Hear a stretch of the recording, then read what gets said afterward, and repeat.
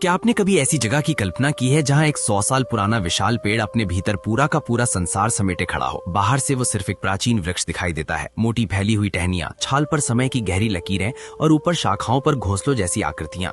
लेकिन जैसे ही आप पास जाते हैं समझ आता है कि वे साधारण घोंसले नहीं, वे हैं इंसानी घर।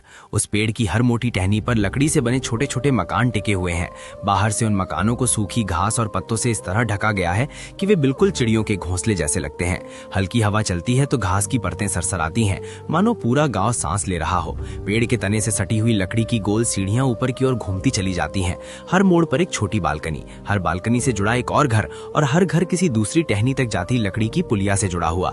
यहाँ कोई घर अकेला नहीं है, एक घर की छत दूसरे का आंगन है, एक बरामदा किसी और के रास्ते में बदल जाता है। लकड़ी की मजबूत रेलिंगें हर मोड़ पर सुरक्षा देती हैं, और नीचे झांकने पर दिखाई देता है धरती से बहुत ऊपर बसा ये अद्भुत संसार। मकानों की दीवारें भीतर से चिकनी लकड़ी की हैं, बाहर से घास और बेलों की परतों से लिपटी हुई। ढलानदार छतों से लटकते हैं सूखे फूलों और जड़ी बूटियों के गुच्छे। अंदर मिट्टी और लकड़ी के चूल्हे जलते हैं, जहां आग सिर्फ भोजन नहीं पकाती बल्कि पूरे घर को जीवन देती है।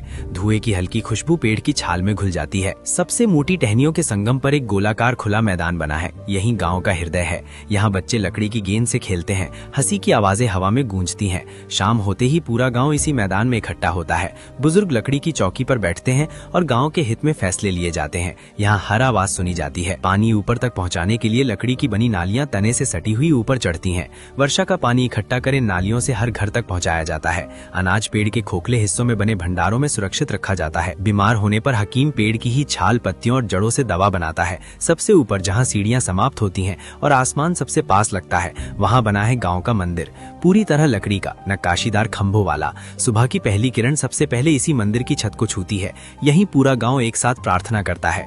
थोड़ा नीचे एक खुला स्कूल है। पेड़ के तनों को घिसकर बनाए गए गोल आसनों पर बच्चे बैठते हैं। शिक्षक लकड़ी की तख्ती पर लिखते हैं। हवा पन्नों को हिलाती है और पत्तों की सरसराहट पढ़ाई की पृष्ठभूमि बन जाती है। ये गांव सुंदर दिखने के लिए नहीं बना, ये टिके रहने के लिए बना है। हर लकड़ी का तख्ता, हर घास की परत, हर सीढ़ी संतुलन और विश्वास पर टिकी है।